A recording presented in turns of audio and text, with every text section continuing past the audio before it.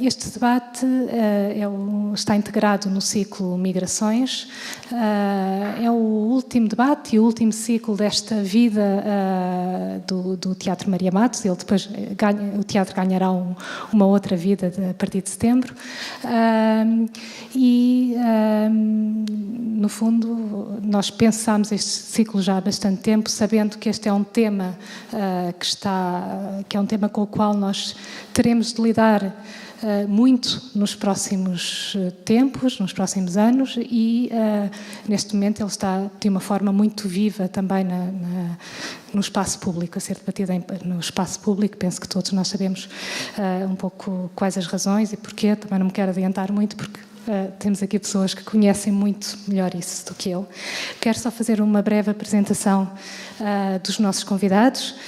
Temos Claire Rodier, aqui à minha esquerda, mais perto de mim, que é jurista, é diretora do Grupo de Informação e Suporte aos Imigrantes em França e cofundadora da rede euro-africana Migre Europe, que é uma rede de várias associações que trabalha muito, muito de perto com a experiência concreta das pessoas migrantes, sejam elas refugiados, migrantes económicos, todos os nomes que possamos, enfim, atribuir, aos estatutos que podemos atribuir às pessoas que se encontram a entrar e a viver também na Europa. E achámos que era importante ter esta perspectiva, que não é uma perspectiva propriamente das instituições mais oficiais, mas das pessoas que estão realmente no terreno, para nos falar sobre o que é a migração na Europa e quais são as condições de acolhimento na Europa hoje. Depois temos também a Yolanda Évora, psicóloga, investigadora do Instituto de Psicologia da Universidade de São Paulo, investigadora também no Centro de Estudos sobre África, Ásia e América Latina do ISEG e professora do mestrado em Cooperação e Desenvolvimento Internacional.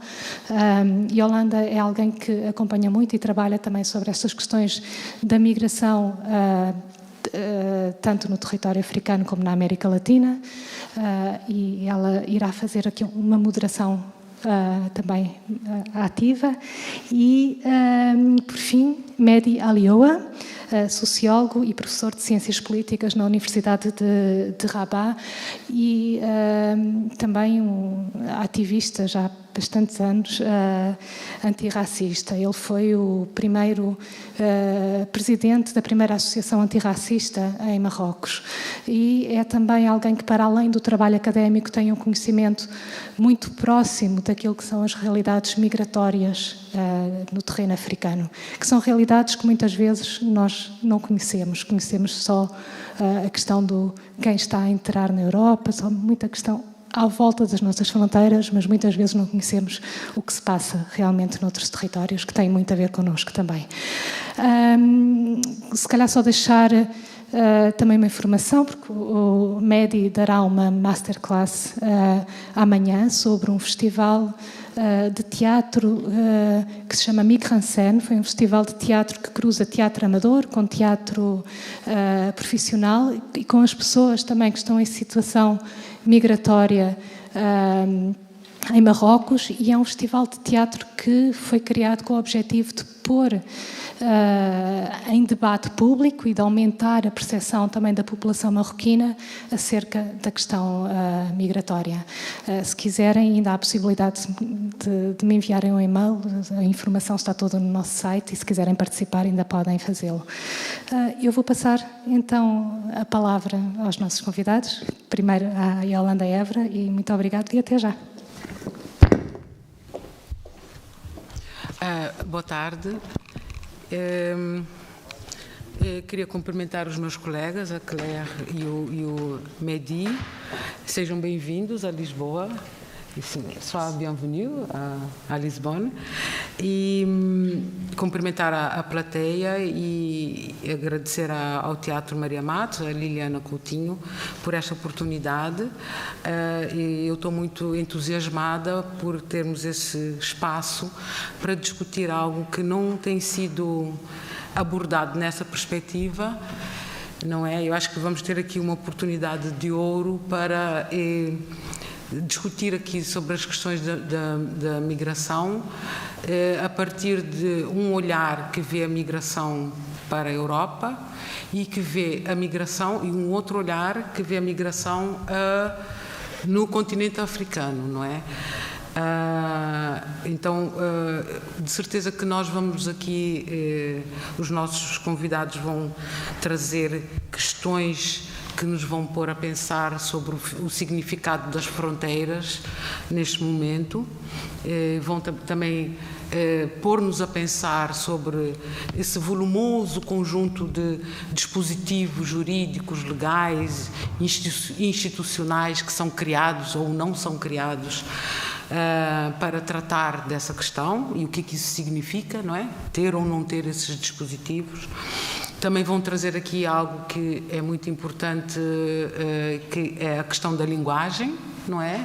A linguagem que serve para designar, para nomear esses andantes que saem do continente e também para nomear ou não nomear aqueles que recebem ou não, né? As apresentações vão nos trazer também esta dimensão que a migração oferece sobre a África, sobre como é que a África é vista, como é que a África pensa e se pensa, não é? E é muito importante este debate porque nós estamos exatamente num momento em que muitos autores chamam a atenção que a questão da mobilidade, das mobilidades africanas e a questão da migração, ela está incluída num debate muito intenso sobre a renovação epistemológica em relação à África, não é? Aquilo que o Felwine Sarr define como essa batalha da representação sobre o continente. Então, nesse sentido, é importante nós tratarmos aqui como é que o mundo, como é que a Europa vê essa participação dos africanos no contexto global e como é que é a planetarização do continente, não é? Porque é disso que se trata quando falamos de mobilidades e fronteiras e imigrações. E quais são as contribuições das sociedades africanas para as transformações mais recentes do mundo, não é? Sobretudo, os colegas vão nos trazer as questões sobre as narrativas sobre as deslocações africanas. O que é que essas narrativas escolhem destacar para nomear, classificar, significar a presença africana no mundo? Então nós vamos colocar aqui duas formas de ver e compreender, não é? E vamos saber se uma tem efeitos na maneira como a outra formula, não é?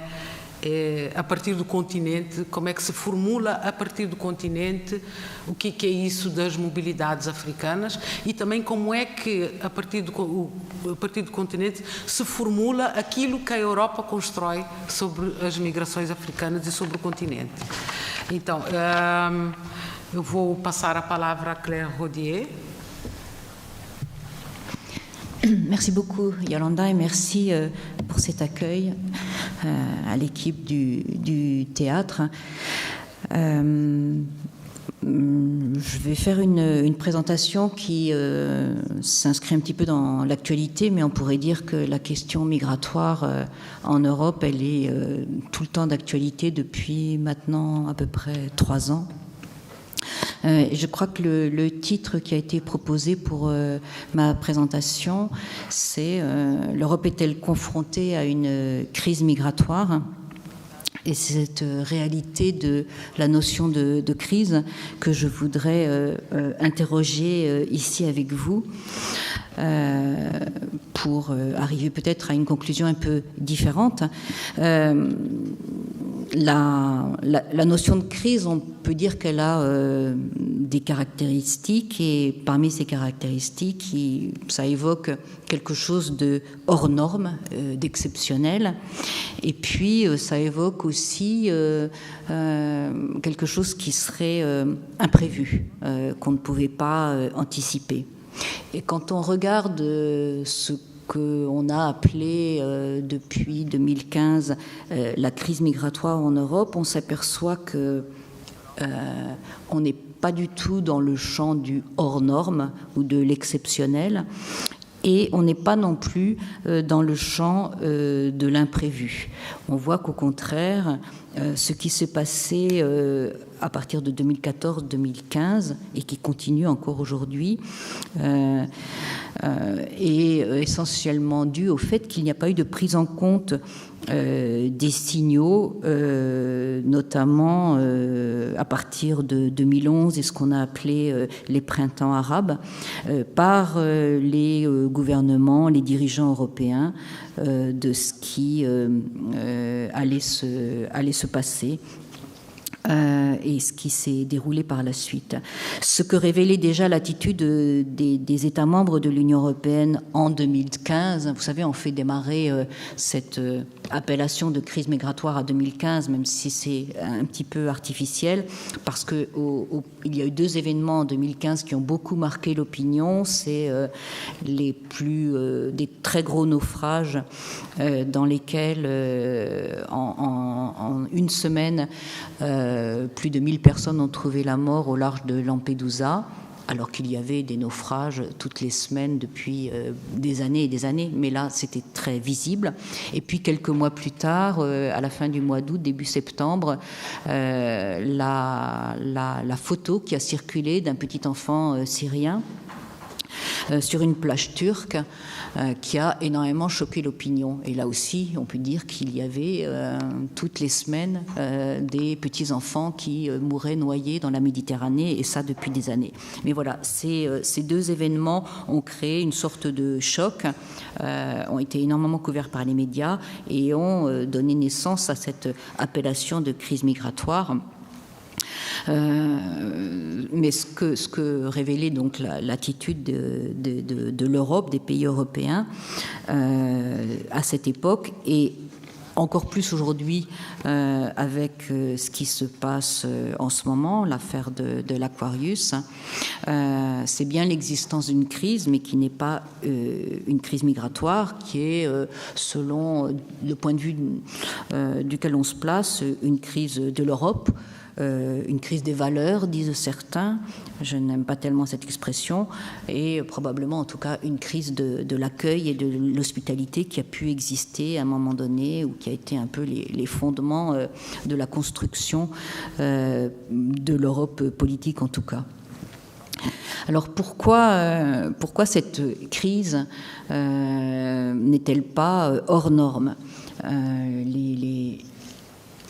Je ne sais pas si ça marche pas. Non, ça va. Ça va? Il faut continuer. Non, je suis dessus. La prochaine. Non, c'est bon. Voilà. Pardon. Ça, c'est bon là. Le Haut Commissariat des Nations Unies pour les réfugiés, qui donne tous les ans à cette saison, le 20 juin, les chiffres du nombre de réfugiés dans le monde pour l'année qui précède. Et donc, on a eu hier les chiffres pour l'année 2017. Le HCR nous dit qu'il n'y a jamais eu autant de personnes déplacées dans le monde qu'en 2017. Mais c'était déjà le cas en 2016 et c'était déjà le cas en 2015, c'est-à-dire que ce record ne cesse d'augmenter. Il n'y a pas de baisse de la pression dans ce domaine. 68 millions de personnes déplacées, parmi lesquelles, parce que le HCR fait des distinctions, 25 millions de réfugiés, c'est-à-dire de personnes qui sont reconnues comme ayant besoin d'une protection internationale et qui ont été accueillies dans un autre pays que le leur, 3 millions de demandeurs d'asile, de personnes qui demandent à se voir reconnaître ce statut de réfugié, et 40 millions de déplacés internes. Il ne faut pas oublier que la plus grande partie des personnes qui sont obligées de quitter leur ville, leur village, leur terre d'origine, n'ont même pas les moyens de franchir une frontière, mais restent en fait dans une autre zone de leur pays. C'est le cas de millions de Syriens. Il y a beaucoup de Syriens à l'extérieur du pays depuis 2011, mais il y en a beaucoup aussi à l'intérieur. Simplement, ils ont été déplacés internes. Ce que nous dit la carte que vous voyez ici, c'est que l'essentiel de ces réfugiés ne vivent pas dans des pays développés, dans des pays industrialisés, dans des pays riches. 85% des réfugiés vivent dans des pays en développement. Et 4 réfugiés sur 5 vivent dans des pays limitrophes de leur pays d'origine. Les gens ne vont pas très loin. Donc en réalité, l'impact de cette augmentation régulière du nombre de personnes déplacées par force, contraintes à la migration, sur les pays européens, cet impact est très très faible. Donc là, vous avez une représentation de la présence des réfugiés dans 3 pays et dans une région, le Liban, l'Ukraine, la Turquie et l'Union européenne. Et vous voyez que le petit carré vert représente la proportion de réfugiés dans chacune de ces zones géographiques. Et on voit que l'Europe est très en deçà de ses capacités d'accueil quand on compare par exemple au Liban, où les réfugiés représentent à peu près le quart de la population. Aujourd'hui, ce n'était pas le cas l'année dernière, mais aujourd'hui, la Turquie est le pays qui accueille le plus grand nombre de réfugiés du monde, autour de 4 millions. On est bien en dessous de ça en Europe, naturellement. Et autre indicateur que l'Europe n'est pas envahie par les réfugiés, c'est que 63% de l'ensemble des réfugiés dans le monde vivent dans 10 pays, 10 pays dont aucun n'est un pays industrialisé.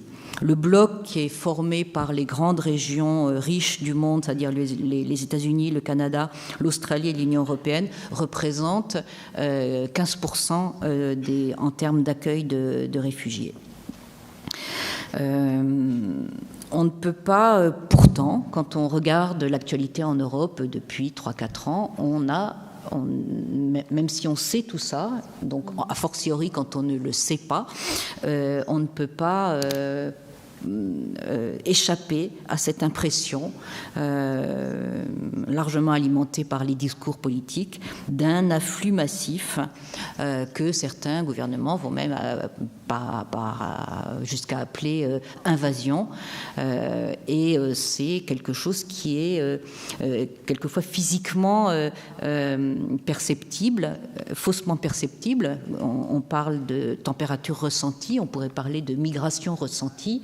Quand on voit effectivement aux informations des bateaux surchargés de migrants, quand on voit dans les rues de certaines villes européennes, c'est notamment le cas en France, vous le savez, des réfugiés, des exilés qui dorment par terre pendant des mois et des mois, comme si ça débordait de partout, comme si ça donne l'impression qu'il n'y a pas de capacité d'accueil et que donc il y a massivement une présence des migrants en Europe. Aux migrations contraintes dont parle le HCR, il faut aussi ajouter les autres facteurs qui amènent des gens à quitter l'endroit où ils vivent. Vous savez que quand le HCR parle de réfugiés, il désigne les personnes qui fuient la guerre ou qui fuient les persécutions ou qui fuient qui craignent des persécutions. On n'appelle pas réfugiés d'autres catégories de personnes qui sont pourtant extrêmement sensibles aujourd'hui à des facteurs comme les changements climatiques, les changements environnementaux qui entraînent et qui vont entraîner de plus en plus de déplacements, probablement pour le coup massifs de population. Ça existe déjà dans certaines régions du monde. Là encore, l'Europe n'est pas particulièrement impactée. Et puis un autre facteur très important de migration, de déplacement de population, c'est les raisons économiques. Cette carte représente, avec la déformation population des pays, représente le revenu par habitant, et on a projeté la taille des pays ou des régions en fonction du revenu par habitant et non en fonction de leur taille réelle, et ça vous donne une idée du déséquilibre. On le connaît, mais voilà, il est représenté de cette façon-là. Cette mobilité, elle est caractérisée donc pour des raisons économiques, pour des raisons environnementales ou pour des raisons de guerre et de crise interne. Elle est caractérisée par une grande inégalité. Et on l'a vu, donc elle n'impacte pas du tout de façon prioritaire les pays riches. Cette inégalité, elle se manifeste aussi dans le droit à se déplacer. Alors voilà, là il y a des graphiques qui représentent la part des populations étrangères dans les pays européens. C'est peut-être un peu compliqué à voir comme ça, mais en gros, ce que ça dit, c'est que la ligne jaune qui représente les réfugiés et les demandeurs d'asile dans les pays européens, la ligne verte représente des ressortissants de l'Union européenne, et la ligne rouge représente des ressortissants européens mais qui ne font pas partie de l'Union européenne. Donc quand vous voyez ce graphique, vous représentez aussi la très très faible part de la mobilité des demandeurs d'asile et des réfugiés par rapport à la mobilité des Européens qui se déplacent à l'intérieur de l'espace Union européenne. Et cette carte représente à peu près les mêmes, explique à peu près les mêmes choses, c'est-à-dire que la mobilité à l'intérieur de l'Union européenne est bien plus importante de la part de ressortissants européens que de la part d'étrangers non européens. Cette mobilité, je le disais, elle est incarnée, cette injustice, cette inégalité dans la mobilité, elle est incarnée par la politique de visa. Vous en avez une représentation ici. En gros, sans aller très loin dans le commentaire de cette carte qui se comprend d'elle-même avec les couleurs, les continents, les pays en vert sont les amis de l'Europe, et les pays en rouge-marron sont les pays dont l'Europe redoute de voir arriver les ressortissants sur son territoire. Quand on regarde une façon d'incarner très clairement cette inégalité dans la mobilité, c'est de regarder qui est soumis à l'obligation de détenir un visa pour se rendre dans un autre pays, et dans combien de pays on peut aller sans visa. Quand on regarde tous les pays répertoriés des Nations Unies, on voit que certains pays, comme des pays nordiques, le Royaume-Uni, la France n'est pas très loin non plus, l'Allemagne, les États-Unis, peuvent aller dans à peu près 170 pays sans visa. Et ça, c'est le maximum. Et les pays les moins bien lotis dans ce domaine, il y a l'Afghanistan, par exemple, le Soudan, quelques autres pays africains qui peuvent aller dans à peu près 10-12 pays, et généralement de leur voisinage très proche. Donc ça, c'est un signe de cette inégalité dans la mobilité. Qui a bien sûr à voir avec cette impression des Européens qui, eux, peuvent aller partout, qu'ils sont envahis par ceux qui ne devraient pas venir sur leur territoire. Alors, la deuxième caractéristique, je l'ai dit, c'est une crise, c'est quelque chose d'imprévu. Là aussi, on va voir que les faits démentent complètement ce qualificatif pour ce qu'on a appelé la crise migratoire. L'Europe s'est dotée d'une politique commune en matière d'immigration et d'asile depuis 2002. Donc cette politique commune, elle ne marche pas très bien. Les gouvernants européens le déplorent tous les jours, mais enfin quand même il y a un certain nombre de lois qui organisent l'accueil en particulier des demandeurs d'asile, l'arrivée d'étudiants étrangers, l'arrivée des familles dans le cadre du regroupement familial. Tout ça, normalement, il y a des normes européennes qui sont censées être à peu près articulées dans l'ensemble des États membres. Ça marche très mal en matière d'asile, mais il y a un dispositif de du régime européen d'asile qui a fait beaucoup parler de lui et qui a une grande responsabilité dans ce qu'on appelle la crise, c'est le règlement Dublin. Vous le connaissez, vous en avez forcément entendu parler. Ce règlement oblige ou prévoit que est responsable du traitement d'une demande d'asile et donc de l'accueil du demandeur d'asile le premier pays d'Europe par lequel il est arrivé. Naturellement, par un effet complètement mécanique, les pays qui sont les plus concernés par l'accueil des demandeurs d'asile au terme de ce règlement sont l'Italie, la Grèce et les pays qui forment la frontière orientale extérieure de l'Union européenne. Voilà. Mais cette politique, y compris le règlement Dublin, qui a été conçu au début des années 2000, était dimensionnée, on peut le dire quand on l'analyse, pour ne pas accueillir trop de demandeurs d'asile. La politique d'asile européenne était faite pour ne pas en avoir trop. À partir de 2011, et donc on en revient à ce seuil et les premières arrivées un petit peu nombreuses de migrants venant notamment de Libye, après les printemps arabes, les signes sont très très vite apparus à tout le monde que la situation allait changer, qu'il fallait s'adapter à quelque chose de nouveau. Personne ne pouvait ignorer, en tout cas pas chez ceux qui l'ont décidé, qu'une intervention militaire internationale en Libye allait entraîner le départ de millions de personnes, puisqu'il y avait énormément d'étrangers en Libye jusqu'à cette époque. Parmi ces personnes, parmi ces étrangers, il y avait beaucoup d'expatriés, comme on dit, de gens qui avaient été envoyés pour travailler par des entreprises américaines ou des entreprises européennes, qui sont partis très vite par avions spéciaux. Et puis, il y avait aussi énormément de travailleurs africains pour qui la Libye n'était pas comme maintenant un pays de transit, mais un pays d'immigration et d'où ils tiraient beaucoup de ressources. Ces Africains sont partis en masse, très vite, très rapidement, à partir des premières interventions en Libye, et se sont retrouvés dans les pays voisins, et notamment en Tunisie. On parle là en termes de plusieurs centaines de milliers, je pense au moins 2 millions de personnes qui sont parties en 15 jours et qui n'avaient aucun endroit où aller.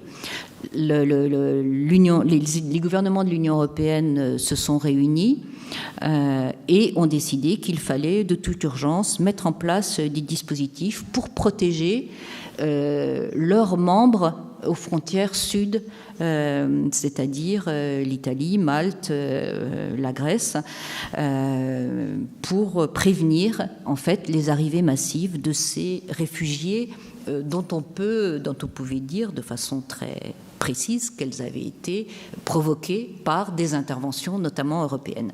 Donc ne pas pouvoir anticiper et présenter comme une crise ce qui s'est passé déjà à cette époque est le signe d'un déni ou d'une hypocrisie ou d'un refus de prendre ses responsabilités. C'est ce qui a caractérisé la politique de l'Union européenne depuis cette date.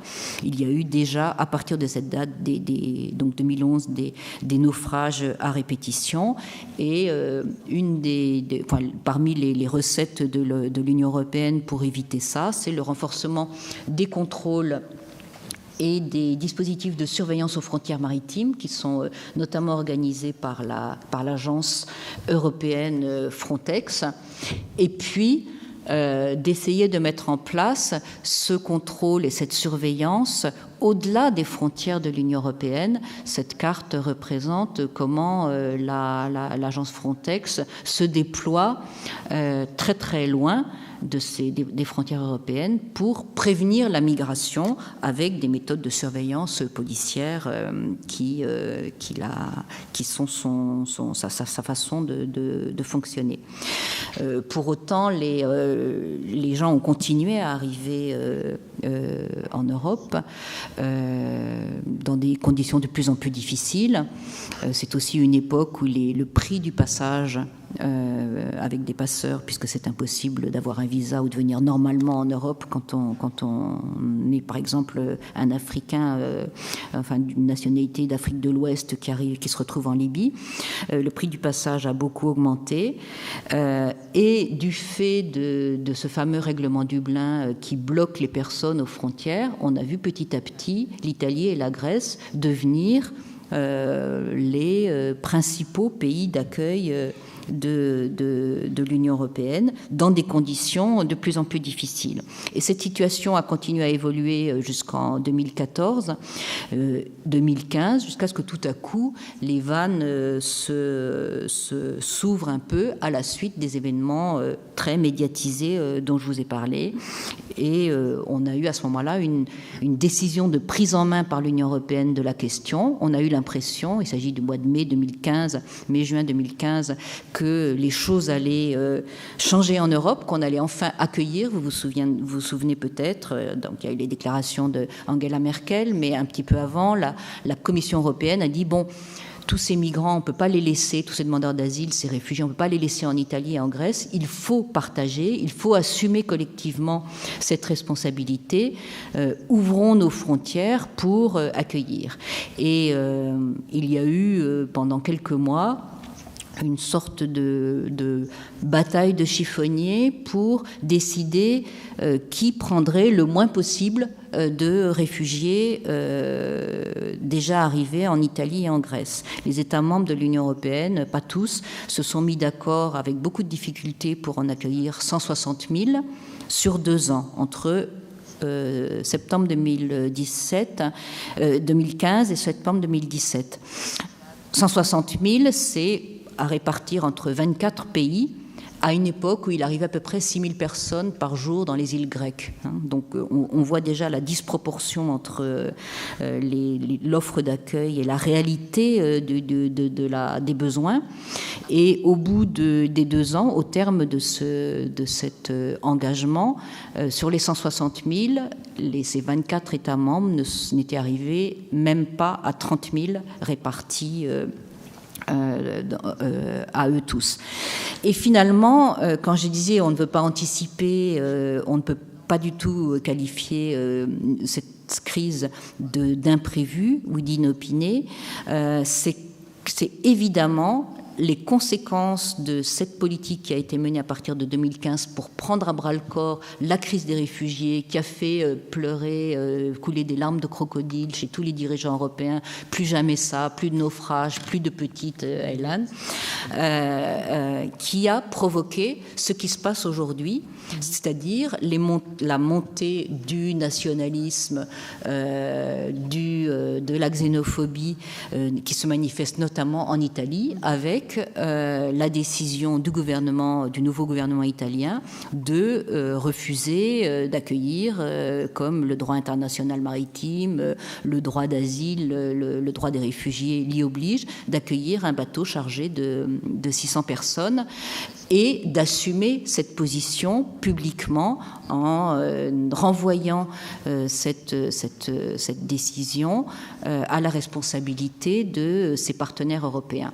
D'une certaine façon, tout était prévisible et je dirais, pour conclure, qu'on met souvent disons que les gouvernements de l'Union européenne, ceux qui sont plutôt dans la frange libérale ou social-démocrate, expliquent souvent la rigueur et la dureté des politiques migratoires ou la nécessité de renforcer les contrôles migratoires par le besoin de contenir les poussées de l'extrême droite auxquelles serait sensible une population européenne effrayée par cette invasion qu'on subit.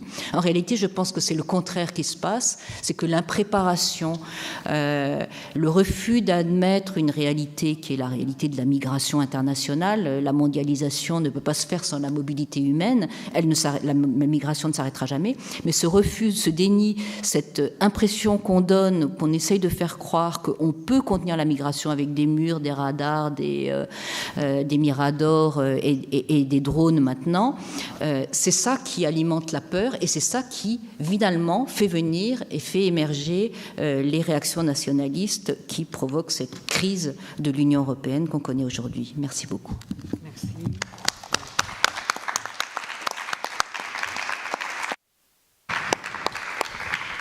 Merci beaucoup, Claire.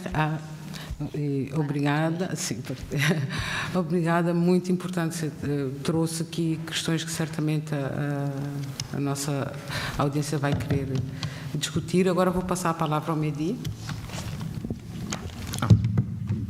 Merci. Bonsoir, salam alaikum. C'est un plaisir d'être ici. C'est ma première fois que je viens à Lisbonne, donc je suis très content. Merci beaucoup au théâtre. Merci beaucoup à Liliana aussi de cette invitation. Puis en plus, c'est toujours un plaisir de parler avec Claire et de passer après elle. Je suis venu ici pour essayer de vous présenter deux idées qui se complètent. Et c'est vrai que ça a été dit que je vais beaucoup parler de l'Afrique, mais je vais aussi parler de l'Afrique dans sa dimension euro-africaine. Ce que je vais essayer de montrer rapidement dans un débat, c'est que les migrations en Afrique sont un impensé sur tout le continent, même si je me concentrerai surtout sur ce que je connais le mieux, c'est-à-dire l'Afrique de l'Ouest et le Maghreb, que j'aime bien appeler d'ailleurs l'Afrique méditerranéenne. C'est une expression que j'aime bien et que j'utilise de plus en plus aujourd'hui.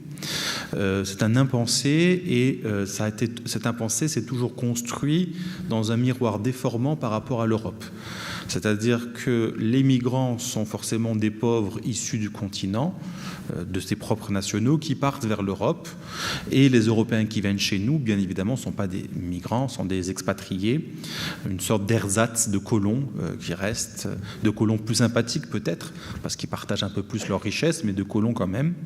Et donc, on n'a pas su se construire dès les indépendances africaines sur une idée qu'il y avait déjà au sein du continent énormément de mobilité, bien sûr de mobilités qui ont été provoquées pendant la période coloniale, provoquées de manière extrêmement violente, déplacement de population, ou alors avec des encouragements pour essayer de jouer sur les dissensions ethniques, sur les dissensions tribales, et jusqu'à aujourd'hui, le continent, du nord au sud, en paye le prix. Même au Maghreb, on a l'impression que la volonté, par exemple, de la France de séparer ce qu'elle a appelé de manière totalement arbitraire les Berbères des Arabes, on en est encore en train aujourd'hui au Maghreb d'en payer le prix, et on le retrouve sur tout le continent. Mais au moment de l'indépendance, ni les leaders, ni les États, ni les sociétés civiles n'ont su se définir comme étant elles-mêmes des sociétés multiculturelles, cosmopolites, dont du fait des mobilités intra-africaines. On a souvent associé cela à la question du pluriethnisme lié au fait que d'un coup une frontière va séparer une ethnie à cheval, etc. Mais en réalité, on n'a pas vu la question migratoire. Juste pour donner quelques éléments et quelques chiffres, dans les années 70, entre le Ghana et le Nigeria, il y a énormément, par exemple, de refoulement de migrants. On va refouler, les premiers qui vont refouler, ce sont les Ghanéens. Ils vont refouler beaucoup de Nigériens chez eux, puis ensuite ce sera le Nigeria qui renverra plusieurs dizaines de milliers de personnes. Dans les années 90 et début des années 2000, c'est avec la Côte d'Ivoire. Il ne faut pas oublier, la Côte d'Ivoire est un pays qui s'est essentiellement construit sur la question migratoire. Une fois de Boigny, qui était une sorte de leader, dictateur, comme les indépendances africaines ont souvent accouché, disait, mais là-dessus il était assez intéressant, est ivoirien celui qui cultive la terre. Et donc il y a eu tout un ensemble de personnes venues de ce qu'on appelait avant la Haute-Volta, qu'on pourrait appeler aujourd'hui le Burkina Faso, parce que ça ne recouvre pas la totalité de ce territoire-là. Mais beaucoup de gens de cette région sont venus travailler en Côte d'Ivoire et sont devenus ivoiriens. Puis crise des matières premières, crise du cacao notamment, la chute des cours et querelle politique. Et on invente un concept qui fait rêver aussi en Europe aujourd'hui, depuis longtemps, la question de l'identité nationale et à travers ici la question de l'ivoirité.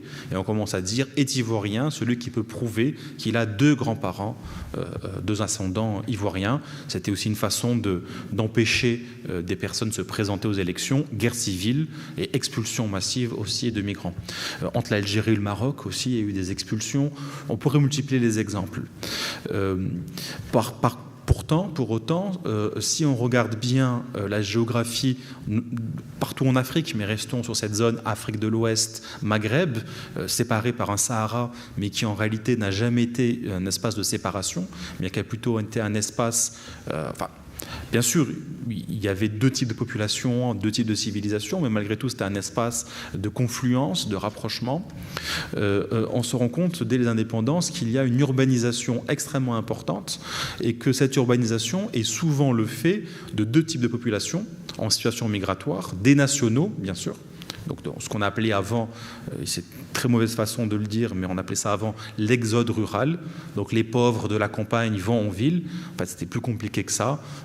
La modernité, c'était pour tout le monde, même pour les paysans. Et donc on sait très bien que lorsqu'on est dans un petit hameau, dans un petit village, loin de tout, venir en ville, c'est pouvoir avoir accès à l'éducation, bien sûr au travail, à l'éducation, à la santé, etc. Et donc c'était ces migrants internes, mais c'était aussi des migrants internationaux, généralement plus ou moins frontaliers, c'est-à-dire qu'on va trouver dans les villes marocaines essentiellement des Mauritaniens, des Algériens, des Sénégalais et des Maliens. Pourquoi ? Parce que ce sont les pays qui sont tout autour du Maroc. D'accord ? On va retrouver par exemple au Sénégal essentiellement les Gambiens, les Mauritaniens aussi. Il y a eu beaucoup d'expulsions d'ailleurs de Mauritaniens depuis le Sénégal. On va retrouver les Gambiens, les gens de Guinée-Bissau, qu'on connaît un peu mieux au Portugal avec l'histoire coloniale, des gens du Mali, etc. Et on peut multiplier les exemples. À chaque fois que vous avez un grand centre urbain, vous avez une partie de la population très importante, c'est très documenté, des fois jusqu'au tiers de la population urbaine qui est étrangère et qui, bon an mal an, deviennent progressivement, pas toujours, citoyennes. Parfois c'est moins, parfois c'est 10, 15%, parfois c'est pratiquement plus du tiers. Et donc... mais ça n'a jamais été pensé, il n'y a jamais eu de politique dite d'intégration. On peut critiquer le terme, on peut réfléchir, mais c'est-à-dire une volonté d'inclure ces populations. Elle n'a jamais été pensé des politiques d'accession à la nationalité, n'ont jamais été pensées des politiques d'accès aux droits, tout simplement, aux droits fondamentaux de populations étrangères. Et les choses suivaient leur cours sans trop y penser. Et puis est arrivé ce qui est arrivé, ce qui a été décrit avec brio par Claire Rodier. L'Europe a commencé à se fermer. Et ça, pour moi, c'est ce que j'essaie de défendre, j'essaie de le montrer, c'est à partir du moment où l'Europe s'est fermée et qu'il a été beaucoup plus difficile pour les Africains, quelle que soit leur nationalité, d'accéder au continent européen, notamment du fait de la création de l'espace Schengen et de visa Schengen, j'en dirai un mot, que progressivement, au moins au niveau des sociétés civiles, mais aujourd'hui beaucoup plus, les Africains ont pris conscience que quelque chose se passait et qu'un mastodonte très puissant se construisait à ses frontières, ou alors, si ce n'est pas ses frontières immédiates, mais si vous voulez, dans son lignée de mire, et qu'il fallait, au niveau de l'Afrique aussi, penser les choses différemment. Évidemment, lorsqu'on est marocain comme moi et qu'on commence à ramasser les cadavres de personnes qui essayent de passer de l'autre côté, on ne peut pas ne pas penser qu'est-ce que ça veut dire aujourd'hui d'être africain et de mourir dans la mer ou de mourir dans le Sahara en essayant de chercher sa vie. C'est impossible de ne pas y penser. Alors, juste un mot sur le visa Schengen. Ça, c'est quelque chose de très important à retenir, notamment de ce côté-là de la Méditerranée, parce qu'en réalité, la migration ne s'est jamais arrêtée en Europe. Et encore aujourd'hui, en 2018, l'Europe reste la principale zone d'immigration au monde. Alors bien sûr, dans ces mouvements migratoires sont inclus les Européens eux-mêmes, qui représentent plus de tiers de ces migrants. Mais même si on s'amuserait un peu comme les anglo-saxons à faire des statistiques ethniques ou raciaux, on se rendrait compte quand même que l'Europe accueille énormément de migrants dans le monde entier. J'aime beaucoup ce que disait cette idée pardon, j'ai oublié, de Maurice, mais je voyais ce prénom, Alain, merci. Ce que disait Alain Maurice sur les questions européennes, il nous disait les frontières de l'Europe ne sont pas fermées, elles sont entr'ouvertes, notamment entr'ouvertes pour laisser rentrer tout un ensemble de personnes pour deux raisons. La première raison, c'est parce que certains pays membres de l'Union européenne ont besoin d'immigrer, mais ils ont une pression des autres pays membres et de Bruxelles, ce qui fait beaucoup à la fois, pour diminuer le nombre de visas Schengen. De peur, de crainte que les immigrés qui arriveraient dans tel pays, je vais prendre un exemple avec l'Espagne, qui arriveraient en Espagne, ensuite se dirigent vers le reste de l'Europe, alors qu'il y a d'autres pays où on avait dit c'est fini l'immigration. Donc ça, c'était une des raisons. Et la deuxième raison assez évidente, c'est aussi la question de l'exploitation capitaliste. Évidemment, des gens qui arrivent sans papier ne peuvent pas défendre leurs droits de la même manière que des gens qui sont inscrits de manière régulière dans le monde du travail et dans la citoyenneté, même s'il y a toujours d'exploitation, elle est beaucoup moins féroce que ce qu'on a pu voir par exemple dans le sud de l'Europe avec les immigrés.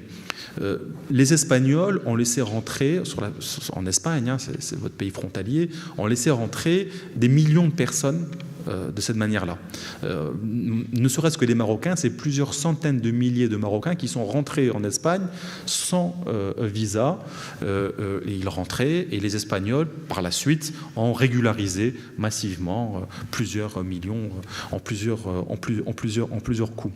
Et d'ailleurs, c'était assez intéressant. Beaucoup de personnes essayaient de passer par le Maroc pour aller en Espagne, et lorsqu'ils étaient internés dans les CETI, dans les centres de rétention administrative espagnols pour l'immigration, ils appelaient ça les centres pour l'emploi. Ils avaient l'impression, en fait, c'était des centres de rétention comme ce qu'on voit aujourd'hui, mais beaucoup moins violents.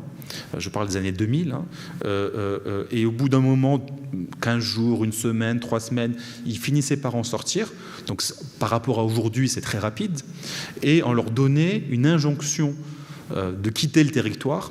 C'est un peu ce que vont recevoir ou ce que sont en train de recevoir les personnes qui ont été débarquées à Valencia de l'Aquarius, où on leur donne 1 mois pour quitter de leur propre chef le territoire. Sauf qu'une fois qu'ils sont sur le territoire, les jefes le savent, la Guardia appelle, enfin moi je l'ai constaté sur place, hein. Allô, il y a un arrivage de 200 personnes, 300 personnes, et on les amène directement pour travailler dans les serres. Le cerf, le ménage, la prostitution, tous les métiers avec beaucoup d'exploitation. Donc, vous voyez, c'est-à-dire que le problème au niveau africain aussi, c'est que, premièrement, on n'a pas pensé à la migration, on ne l'a pensé que vis-à-vis de l'Europe, et puis, deuxièmement, cette migration ne s'est jamais arrêtée, mais elle a été de manière institutionnelle, et Claire le montre bien, j'essaie d'appuyer là aussi, de manière institutionnelle, elle a été rendue clandestine. Elle a été irrégularisée sans l'arrêter. Les Allemands ont toujours besoin de migrants, les Français ont toujours besoin de migrants, peut-être moins que les Allemands aujourd'hui ou que les Italiens, notamment du fait de la natalité, mais il y a toujours un besoin, il y a toujours des secteurs à flux tendu, on a toujours besoin d'avoir des personnes, même sous Sarkozy, au moment, je vivais en France à cette époque-là, même sous Sarkozy à des moments plus durs, on savait que le Parlement français, l'Assemblée nationale française, c'était des sans-papiers qui travaillaient pour refaire la façade. Donc je veux dire, au sein même des institutions françaises, au moment des discours les plus anti-migrants, on avait des gens sans papier qui participaient à construire ou à ravaler. Donc pour revenir sur le continent, ce double discours, cette double injonction, d'un côté, ne venez pas chez nous, mais en même temps, si vous arrivez, on va s'arranger pour vous trouver une place, a créé ces routes. Et ces routes créent aujourd'hui les morts et les drames que l'on connaît.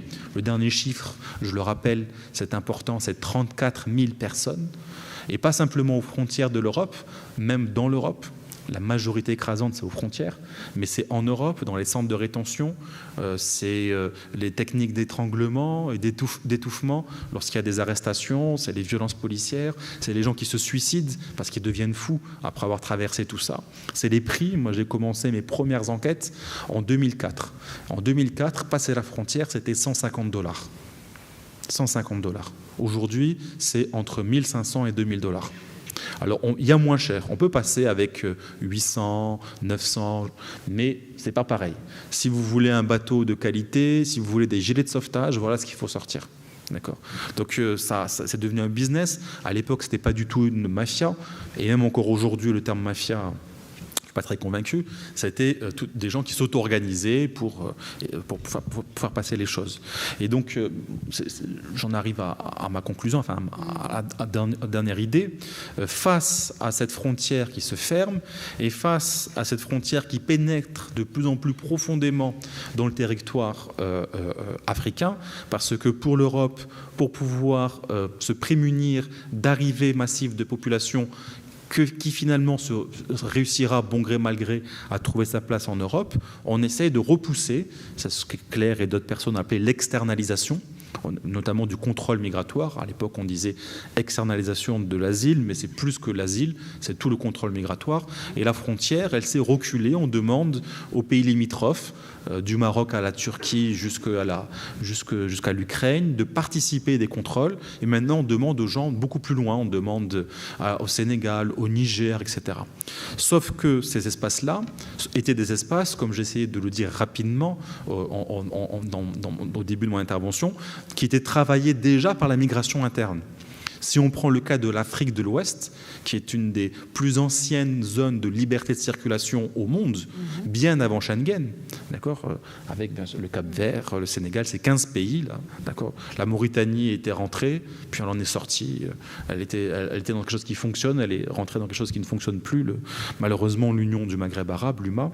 Mais dans la CEDEAO, 85% des migrants issus d'un pays, d'un migrant, c'est-à-dire une personne qui ne réside pas dans son pays de naissance ou d'origine, dans un pays issu de la CEDEAO et dans un pays de la CEDEAO. Donc, c'est-à-dire que les gens, les migrants, comme d'ailleurs en Europe, ce sont les Portugais en France, en Allemagne, ce sont les Italiens en Belgique ou ailleurs, etc. Pour la CEDEAO, on avait exactement la même chose. Et d'un coup, on commence dans cette région du monde à se rendre compte qu'on est aussi des pays d'immigration et on commence à changer les textes parce que l'Europe, de manière bilatérale à travers des pays membres ou à travers les agents de la Commission européenne, commence à imposer des contrôles migratoires dans une zone qui sont des zones en principe de liberté de circulation. Donc par exemple, on crée le délit du crime d'émigration clandestine. Et ça veut dire quoi, l'émigration clandestine? Ça veut dire que potentiellement, vous allez émigrer. Immigration clandestine, déjà comme délit, c'est très discutable juridiquement parlant. Mais on peut dire, bon, un étranger est sur mon sol, il est rentré sans autorisation, c'est un crime. Déjà, on peut discuter, c'est un problème. Mais alors, émigration, ça veut dire quoi? Ça veut dire il allait partir. D'accord. Et qu'est-ce que ça veut dire dans une zone qui est une zone de liberté de circulation? C'est comme si on dit à un Italien, pendant qu'il est en train de manger ou de boire son café, tu es peut-être un migrant clandestin parce que tu vas peut-être demain aller en Suède.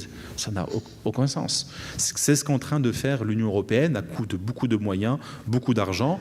Et des pays comme le Niger, par exemple, aujourd'hui, en tout cas, le pouvoir au Niger a plutôt basculé de ce côté-là. Et il y a eu la société civile s'est beaucoup mobilisée, beaucoup de mobilisation, réprimée. Des leaders de défense des droits des migrants sont en prison encore aujourd'hui ou sont passés par la casse-prison. L'État a saccagé leurs locaux, enfin la police, etc. Et donc aujourd'hui, il y a beaucoup de pression sur le continent. Et du coup, ça pousse d'autant plus les Africains à s'imaginer un autre espace dans lequel ils pourraient circuler. Et là, j'en conclus par là. Le Maroc a été un peu précurseur. Alors, c'est pas parfait ce qui s'y passe, du tout, loin de là. Mais malgré tout, l'idée a été de donner des papiers à des gens qui n'avaient pas et qui n'avaient pas été prévus. Et d'autres États sont en train de faire la même chose. Et c'est assez intéressant.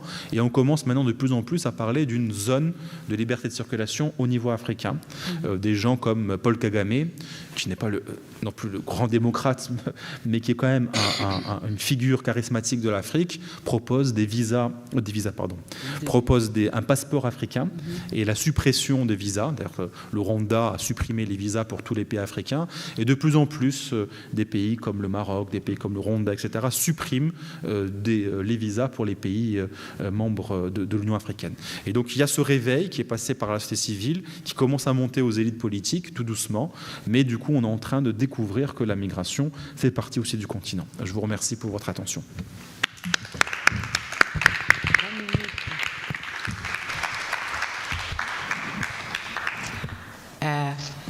agradeço ao Mehdi e à Claire também, porque tornaram fácil essa questão de gerir o tempo.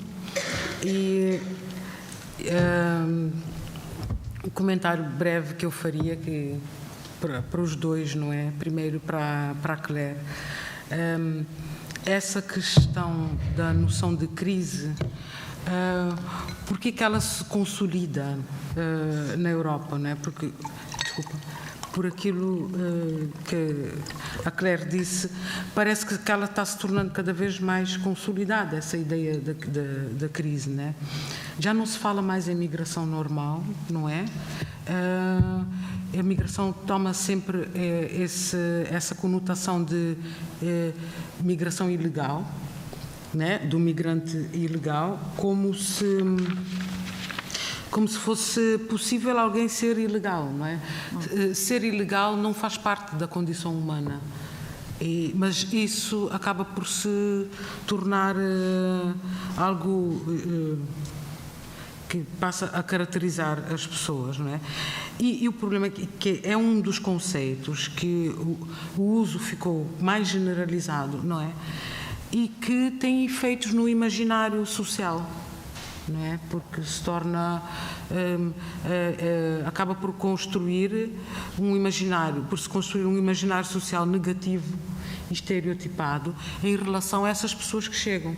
E já não são só os refugiados, qualquer pessoa que chega, ela entra nessa definição, não é? E o que nós vemos mais agora, o que domina na Europa, que esse olhar em relação a quem chega de África, principalmente, é essa ideia negativa, estereotipada, e parece que conceitos como imigração ilegal e imigrante econômico, refugiado, todas essas ideias, elas acabam por persuadir o cidadão de um perigo.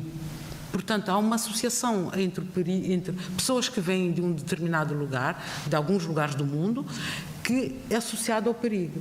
E é uma coisa que a Claire, inclusive, coloca no seu resumo, na apresentação aqui, foi uma ideia que eu retive, que achei muito importante, essa ideia de que a Europa transformou-se num lugar perigoso para as pessoas, mas o que se construiu aqui nas sociedades na Europa é que essas pessoas que vêm é que são perigosas.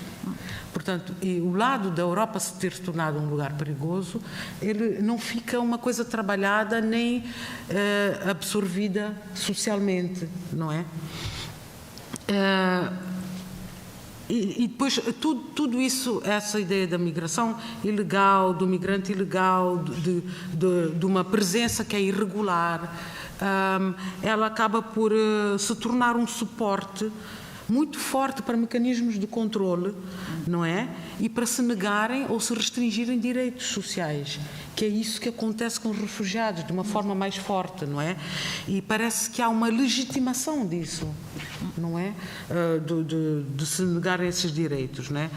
E essa ideia do ilegal, que é a coisa que mais predomina na descrição das mobilidades e da presença, é uma ideia que acaba por pressionar retoricamente, não é?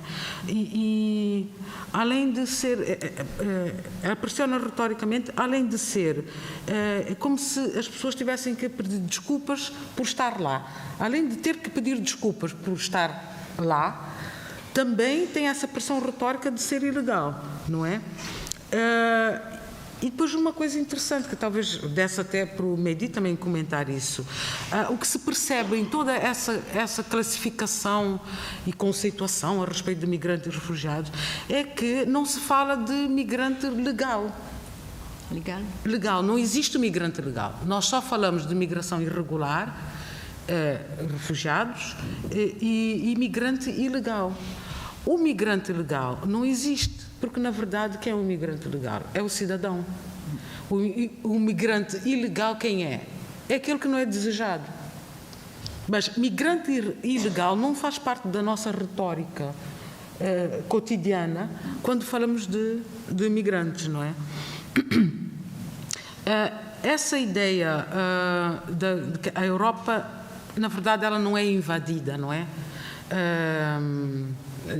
A Claire deu os números aqui, não é? O que é que fazemos com essa impressão?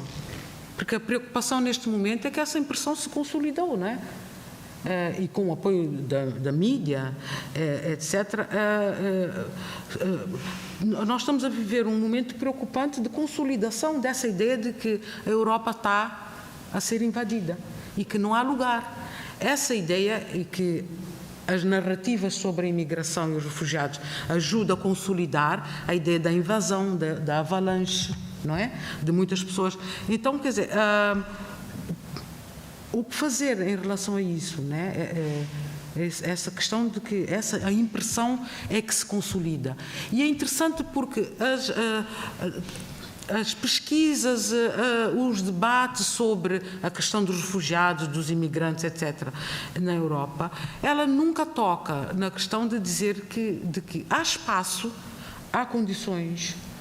Eu não conheço números efetivos a dizer que não há condições na Europa para receber as pessoas e para as pessoas se movimentarem aqui. Não há números, há sempre impressões, há questões morais, não é? E questões políticas, mas números mesmo para dizer, por exemplo, que em França já não há espaço. Por exemplo, né? Ou noutros países que rejeitam. Não há isso, efetivamente, objetivamente. Não trabalhamos com números. Trabalhamos com impressões, com questões morais, não é? E como fazer, como ter políticas públicas em relação a isso que se baseiam em impressões, certo? Depois, um outro facto que eu queria colocar para o Mehdi também, e para os dois, não é? Que é essa questão da injustiça na mobilidade, não é? Que vocês tocaram aqui quando falaram na questão dos expatriados, né? Porque, e você mesmo disse que os europeus circulam mais que os migrantes, assim. Portanto, é algo que o Felwine Sarr, nesse manifesto dele, muito interessante, Habiter le Monde, que eu achei muito interessante, que ele diz que os europeus dos Estados Unidos, ele chama da Euroamérica, não é? Eles viajam como se o mundo fosse a sua casa, não é? Já os outros, né, os africanos, os sul-americanos, os asiáticos, têm fronteiras que são muros de paragem, não é? Que são bloqueios, que são zonas de triagem. Não são lugares que essas pessoas que vêm desses lugares do mundo, não são lugares que essas pessoas podem atravessar para encontrar o outro, para encontrar a cultura do outro, não é? Então, porque isso tem a ver com o que o Mehdi colocou aqui em relação à questão dos expatriados, quando estava a fazer essa diferença, né? De que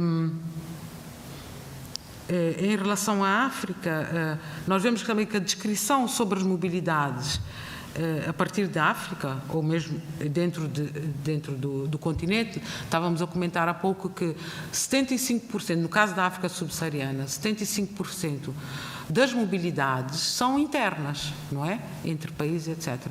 Mas o que serve para caracterizar as deslocações dos africanos é esse movimento para a Europa, não é? Porquê que todas essas deslocações, inclusive que são clássicas, elas são ancestrais de há muito tempo, todas as deslocações que sempre no continente foram ligadas ao comércio e à cultura, de cruzamento, etc., porquê que essas não servem para descrever as mobilidades do continente? E outro tipo de mobilidade que, em relação à África subsaariana, as deslocações da África subsaariana para a Europa só representam 12% dessas movimentações, segundo o relatório da FAO, que saiu agora em novembro, né? Porque que essa mobilidade é que descreve a mobilidade em geral dos africanos e não essas mobilidades intensas que ainda se mantém, que tem a ver com o comércio e a cultura. Portanto, isto seria só para para lançar e lembrar também a questão que os dois colocaram, né? E eu queria colocar, quando vocês falam de essa questão de que a Europa, na verdade, ela está a estender as suas fronteiras, não é? Isso é uma outra forma, quer dizer, uma atualização da questão colonial, não é? Um desdobramento disso, porque ela está a estender o controle cada vez mais para o interior de África, não é? E isso não seria uma forma moderna de controle, novamente? De controle do continente? Tá, eu vou deixar isso, depois passo para a audiência. Sim, sim. Tu veux répondre?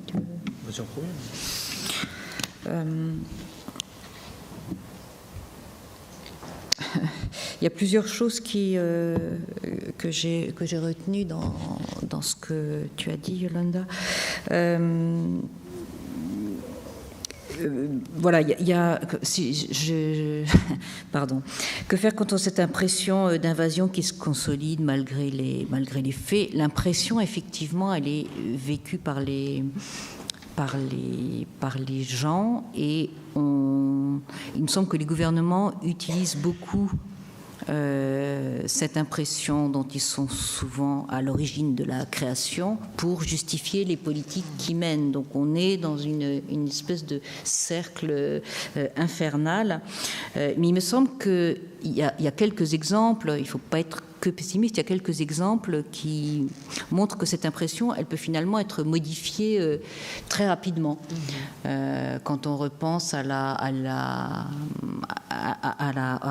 l'été 2015 et aux appels de Merkel, on sait que le fait que Angela Merkel ait dit on peut le faire a suscité dans la population allemande un mouvement qui est un vrai mouvement d'accueil, et ce qui laisse penser que quand un gouvernant dit en gros, c'est pas des ennemis, c'est pas grave et c'est bien de les accueillir, ça peut quand même infléchir une partie, je ne sais pas quelle proportion, mais de cette opinion à qui on impute toujours le fait que c'est elle qui finalement doit être ménagée parce qu'elle est craintive, et voilà. On a eu un peu le même phénomène en France de façon beaucoup plus modeste, parce que pendant quelques semaines, pour être un petit peu pour avoir l'air d'être à la hauteur d'Angela Merkel, le président français de l'époque, François Hollande, avait dit aussi on va accueillir. Alors d'un côté c'était 1 million, chez nous c'était plutôt de l'ordre de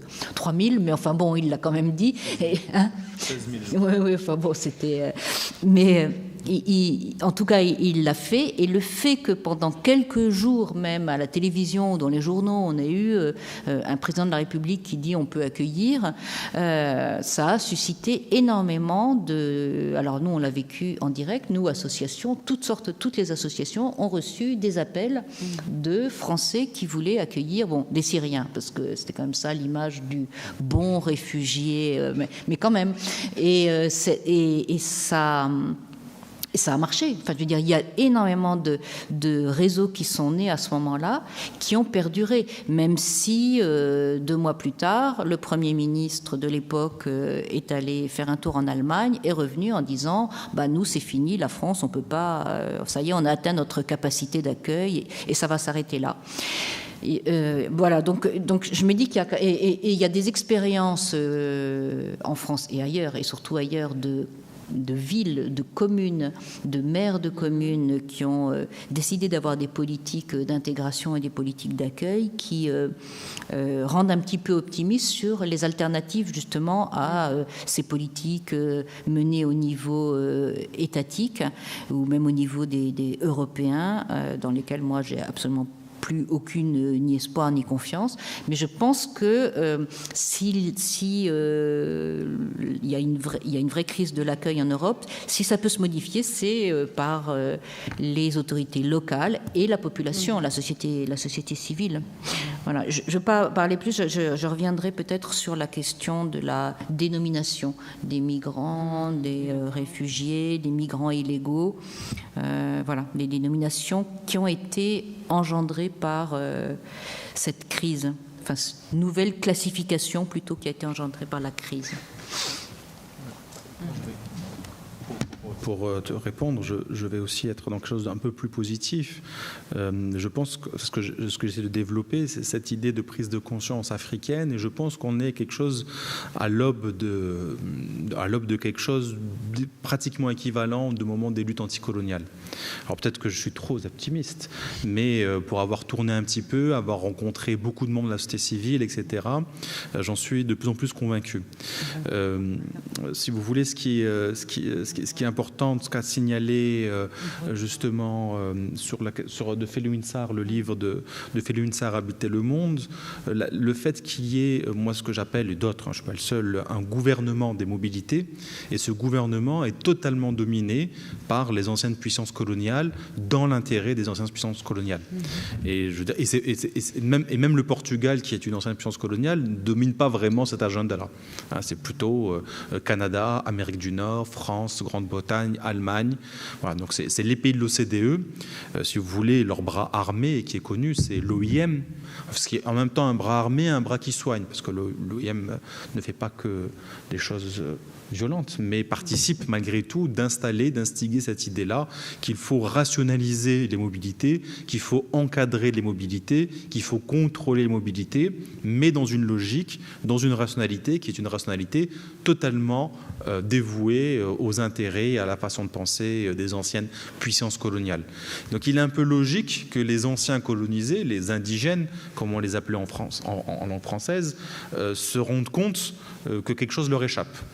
Ce que je n'ai pas signalé dans mon intervention, mais j'aurais pas pris de notes, mais ceci pour respecter le temps, c'est que une des prises de conscience aussi sur le continent est liée à ce qu'on peut appeler les afro-descendants ou les diasporas africaines. Je n'aime pas trop le terme de diaspora, mais c'est-à-dire les migrants du continent en Amérique du Nord et en Europe essentiellement, qui ont grandi ici et qui prennent conscience que quelque chose se joue et commencent à venir essayer aussi d'éclairer, d'apporter une connaissance sur le continent, sur les enjeux, parce qu'ils les voient, parce que ça se décide chez eux, à côté de chez eux, dans des officines qu'on connaît mieux lorsqu'on vit sur place. On a aussi, avec les forums sociaux mondiaux, avec cette reconfiguration, je ne sais pas si c'est une vraie reconfiguration, mais des anciens mouvements ouvriers, et qui sont plutôt des mouvements maintenant qu'on appelait avant antimondialistes, maintenant altermondialistes, bon, peu importe comment on les nomme, avec la question de l'écologie, cette dimension, cette compréhension que le risque est global et que nous vivons dans une planète finie et que ce qui arrive à un bout de la planète finira d'une manière ou d'une autre par nous toucher. Bon, dans l'écologie, c'est évident, cette idée-là, mais c'est aussi évident sur les questions migratoires. Tout ça, si vous voulez, c'est quelque chose quand même un petit peu qu'on retrouve cette terre-là dans les années 20, dans les années 30, avec la montée du fascisme en Europe, avec la colonisation très forte européenne, avec les guerres européennes, et avec des personnes qui se réunissent, qui disent on ne peut pas continuer comme ça. Notre monde va à l'explosion, arrêtons-nous. Aujourd'hui, on retrouve tout de même des gens qui sont dans cette veine-là. Alors, l'actualité, quand on voit Trump qui sépare des enfants de leur famille, malheureusement peut faire craindre, ou l'actualité aussi électorale, qu'on va vers un monde de plus en plus fermé, segmenté, etc. Mais il y a, comme tu le signales si bien, Claire, des volontés. Alors là, c'est pas le local pour le coup, c'est vraiment du global. Mais ce qui est intéressant, c'est qu'il y a cette résistance en disant attendez, vous ne pouvez pas continuer à nous faire la même histoire. Le blanc, il voyage, pour le dire clairement, de manière en termes racialisés, le blanc, il voyage comme il veut. Quand il immigre, c'est un expat. S'il y a un problème, les GIs vont venir l'exfiltrer. Et nous, on est toujours l'indigène avec des portiques de sécurité à part pour nous, des visas en moins. On porte le risque. Voilà, tu disais sur la question pourquoi on se sépare. Il y a une dimension totalement raciste là-dedans, évidemment. Un bateau avec que des gens noirs de peau qui arrivent sur une plage là où les Européens viennent se faire bronzer, quand même, regardez le paradoxe, hein, on vient se faire bronzer sur les plages espagnoles, 60 millions de touristes, hein, ce ne sont pas les Africains qui viennent se faire bronzer, ce sont les Suédois, les Français, etc., les Espagnols eux-mêmes, mais 60 millions de touristes dans un pays comme l'Espagne, et quand un bateau arrive avec des gens plutôt bronzés ou noirs, c'est la panique. Donc, mais évidemment, l'image, si vous voulez, vous voyez un bateau avec 600 personnes, d'un coup, c'est une image d'invasion, elle est logique. Les images de Cebsa et Melilla, ces enclaves, ces ersatz coloniaux au sein du Maroc, quand on voit des corps noirs qui de loin, parce que c'est des images en ultraviolet, donc ces gens n'ont pas d'âme, on ne voit pas leur âme, on ne voit pas leur identité, on ne comprend pas ce qu'ils sont, on voit que des corps noirs qui escaladent des grillages, c'est des images terribles, c'est des images d'insectes comme ça qui grouillent, et donc je ne comprends même pas qu'une rédaction qui a fait un peu d'études accepte de diffuser des images aussi violentes de caméras surveillance où on voit en plus à l'accéléré plein d'hommes qui escaladent comme ça des grillages.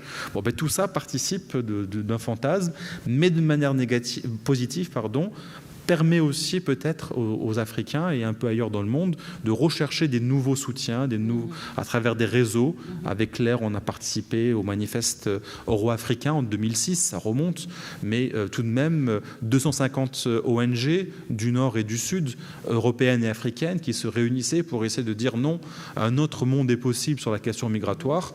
Je pense que c'est peut-être ça un peu l'avenir et les choses positives. Merci, Mehdi. Eu vou agora passar a palavra à plateia. Vamos tentar aproveitar bem o tempo, não é? Eu peço que quem quiser falar diga o nome e que procure ser breve, para podermos socializar mais. Aqui.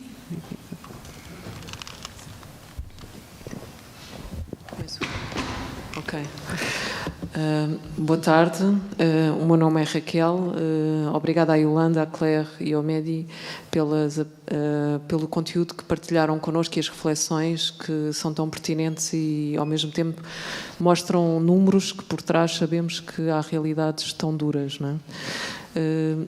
Tinha duas questões de curiosidade de números que eu não consigo chegar e não sei se são possíveis fazer mais, talvez destinados à Claire, mas qualquer pessoa pode responder, não é? E também uma questão de partilha de reflexão em relação a questões que o Mehdi falou, mas vou ser breve. Em relação à questão de os países, os cidadãos de certos países, quantos visas é que têm que pedir para viajar, para quantos países, quais são as facilidades, a associar a isso também às complicações nos acessos aos visas, não é? Aos vistos, desculpe, porque muitos cidadãos europeus, para ir para muitos países onde fazem requisição de visa, quase não têm condições para o fazer em muitos destes vistos que têm que pedir, não é?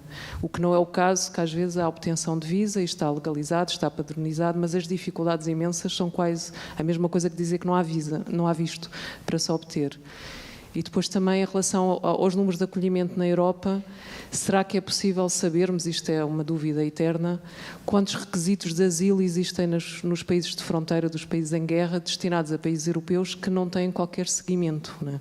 Porque há aqueles que chegam à Grécia e à Itália que já são números que nos escandalizam, ou à Turquia, os 3 milhões e meio, ou quase 3 milhões e 200 mil, mas todas aquelas requisições de vistos para refugiados que foram entregues nas embaixadas e nos consulados europeus do Líbano, da Jordânia e dos países que não têm qualquer seguimento e que serão, sei lá, por umas pequenas centenas, com sorte, penso eu. E esses números também são relevantes do acolhimento europeu aos refugiados. Sobre as questões que o Mehdi levantou, em Portugal, da pressão de países que têm necessidade de mão de obra, mas estrangeira, e que não podem acolher e são pressionados por Bruxelas ou por outros. Portugal tem neste momento a suspensão do artigo, que eu penso que é o 88, que permite exatamente qualquer cidadão estrangeiro que esteja a preencher uma série de requisitos legais de pagamento de impostos e outras coisas, de poder preencher condições e solicitar a sua regularização. Ora, isso está suspenso, não é? E está suspenso já há algum tempo. O crescimento do número de pessoas que está em suspensão para conseguir regularizar a sua vida é enorme. E E o que nós sabemos em relação a isso é que são indivíduos que, se quisermos, isto é uma questão humana que é trágica, eu penso, e aí a imigração dita irregular ou ilegal, ou o que quisermos, mas são pessoas, não é? São seres humanos. Por detrás dessa realidade estão pessoas que são altamente, se quisermos, lucrativas em termos económicos, porque têm uma contribuição das remessas de imigrantes que podem chegar a 1/3 nos países de destino, alguns, não é? Chegam a 1/3 dos PIBs, pagam, eu vou terminar, pagam valores elevadíssimos e endividam-se por isso para conseguir chegar à Europa, e como disse, aqueles podem ir até 800 euros, não é? Mas no total, nós sabemos aqui em Portugal e noutros países europeus que o total de custos pode ir entre 5.000 a 10.000 euros, não é? Para conseguir chegar cá. E tem essa dívida, portanto, o retorno voluntário não lhes servia absolutamente nada, porque não conseguem depois pagar com 50 euros mensais de salário nos países de origem a dívida que, entretanto, contraíram, e estão a contribuir para a atividade económica nos países onde estão, e nomeadamente em Portugal, a pagar os seus impostos e a segurança social. Portanto, são agentes economicamente extremamente ativos, não é? E muito lucrativos para várias escalas de sociedade, exceto para eles que estão bloqueados.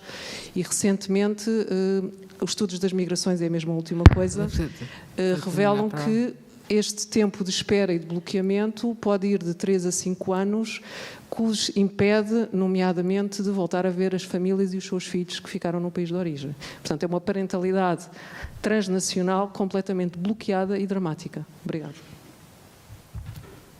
Alors, pour faire d'une pierre deux coups, je vais essayer de pratiquer un peu la langue. Cette image du bon réfugié, cela m'intéressait beaucoup parce que quand on voit la façon comme on traite des réfugiés africains et syriens, c'est complètement différent. Ici en Europe, on est plus sensible aux gens qui viennent de la Syrie, par exemple. Et cela me fait penser qu'il y a une sorte de hiérarchisation des victimes qui est beaucoup liée à la question du racisme dans les politiques migratoires, soit ici en Europe, soit aussi en Afrique, notamment au Maroc, où on sait qu'on a beaucoup de problèmes. Et je voulais savoir en fait comment est-ce qu'on traite cette question du racisme contre les gens qui viennent de l'Afrique dans ces politiques-là migratoires.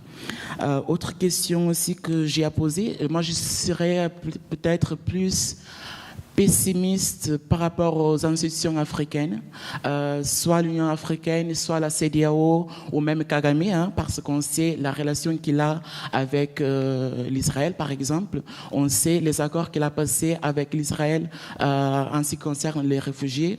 Et même quand on a un espace comme la CEDEAO où on peut circuler, en même temps, on a des pays comme le Cap-Vert qui est aussi pas victime, mais qui fait aussi ces accords de cette externalisation des politiques migratoires. Ça passe aussi pour des contrôles des migrants qui font partie de cet espace-là. Donc, il me semble qu'il y a comme une sorte d'incohérence entre ce qu'on dit et ce qu'on fait politiquement en Afrique, et c'est dans ce sens-là que je veux savoir en fait comment est-ce qu'on peut faire face à cela et comment est-ce que les associations africaines qui sont sur place peuvent être les nouveaux gérants ou des gens qui proposent des politiques migratoires. Et aussi la question du panafricanisme dans toutes ces questions-là, dans la question académique et même la question associative. Comment est-ce que le panafricanisme peut être une façon de faire face à des questions comme l'ivoirité qui n'a plus maintenant en ce moment, mais on sait qu'en Afrique du Sud et dans beaucoup de pays, on a des comportements qui semblent un peu être pris de l'extérieur. Je voulais aussi savoir... rapidement. Ok, je vais finir. Qu'en est-il de la Libye en ce moment? Où on est? Comment est-ce qu'on est en train de faire face aux des problèmes qui persistent encore? Parce que la média ne parle plus, mais le problème continue. Qu'en est-il de ces gens-là? Qu'est-ce qu'on est en train de faire? Et aussi, j'aurais des questions par rapport au peuple sahraoui, puisqu'on a un Marocain ici, et il me semble que ça aussi, c'est un problème de la question migratoire. Et le Maroc, c'est un problème, c'est un pays qui pose beaucoup de problèmes dans ces questions-là, si on a du temps de parler par rapport à cela. Et pourquoi est-ce que la notion de diaspora, ça vous gêne? Voilà. Tem mais alguém para essa rodada? Eu só quero comentar que nós temos até às 8h30, mas temos que sair mesmo às 8h30. Tá, então vamos... mais alguém? Comme il y a beaucoup de choses, il faut répondre. Non, il y a encore je vais parler en français. J'ai deux questions qui viennent des personnes qui sont en train d'attendre, de suivre la conférence chez eux, sur streaming. Je vais les poser très rapidement, mais je crois que certaines de ces questions ont été déjà abordées. Une concerne cette différence entre les migrations et les expats, les expatriés. Comment, dans quelles conditions on devient immigrant et dans quelles conditions on devient expatrié. On a déjà parlé sur ça, mais peut-être je laisse. Une autre, c'est au sujet de l'intersectionnalité. Intersectionnalité entre ceux qui sont en train de demander de l'accueil et ceux qui sont d'origine africaine. Et cette question, elle concerne comment les politiques de contrôle des frontières européennes sont en train de empêcher des personnes qui ont vraiment besoin d'accueil parce qu'ils viennent des pays avec des conflits très graves. L'exemple qui est donné, c'est le Congo, et qui, en effet, ils se trouvent empêchés de se mouvoir dans un territoire où il y a sécurité. Donc, c'est cette question de l'injustice aussi des frontières. J'ai une question aussi à moi, très rapidement, qui concerne on pense que Yolande a dit à propos de comment faire pour aller contre cette impression que l'Europe est en train d'être envahie. Parce qu'il y a cette impression qui est nourrie aussi par plusieurs moyens. Et là, ça m'a fait penser aussi aux pratiques de solidarité active qui existent et qui parfois elles ne sont pas suffisamment montrées. Et ce sont des pratiques de solidarité qui existent soit dans les personnes, dans des groupes, dans les associations en Europe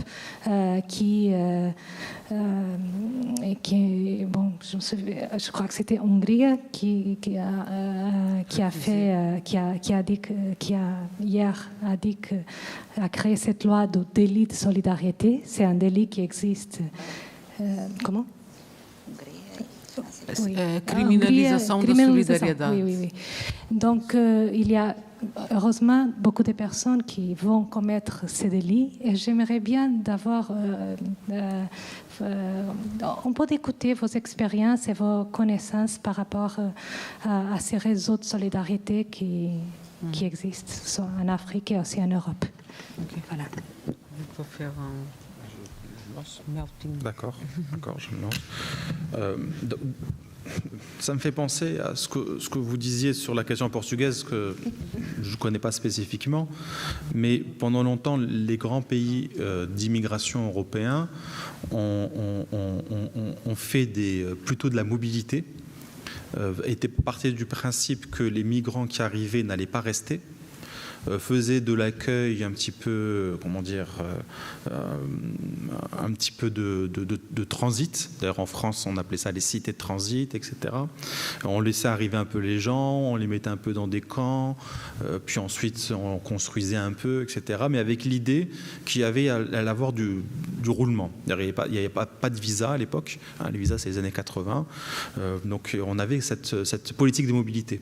Et alors qu'il était très clair pour beaucoup de pays que ça allait devenir des pays d'installation longue. Et donc, au moment où il aurait fallu faire des politiques d'intégration, et on peut toujours discuter sur le terme, mais on faisait des politiques de mobilité.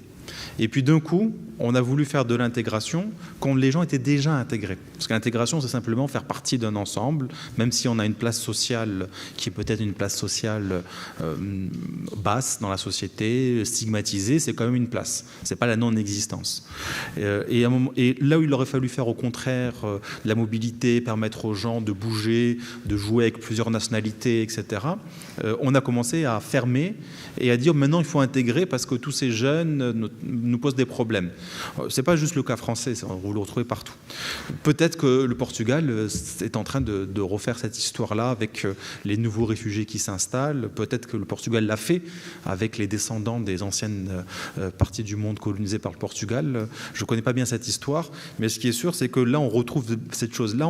On laisse les migrants venir, ne pas leur donner la possibilité de devenir pleinement des citoyens. C'est une forme de mobilité. On les laisse un peu dans l'expectative, bouger, on ne va pas les protéger, etc. Parce que de toute façon, il faut qu'ils partent. Peut-être on les exploite un petit peu. Et un jour, le Portugal se rendra compte que maintenant, ils ne vont pas tous partir. Et même des enfants vont grandir et on va se dire « Ah, maintenant, il faudrait faire l'intégration. » Mais en fait, les gens vont s'intégrer tout seuls, hein, sans l'aide de l'État. Et ça pose parfois les problèmes que l'on connaît. Pour revenir sur la question africaine et pour répondre à plusieurs choses en même temps, sur la question de l'expatriation, appartenance. Bon, d'abord, premièrement, vous avez raison de façon très claire, et j'ai voulu le montrer au début. Non, aujourd'hui, ce qui est en Afrique, c'est essentiellement des politiques qui ne comprennent pas ce qu'est la réalité de la migration intra-africaine et qui la prennent pratiquement pas en compte.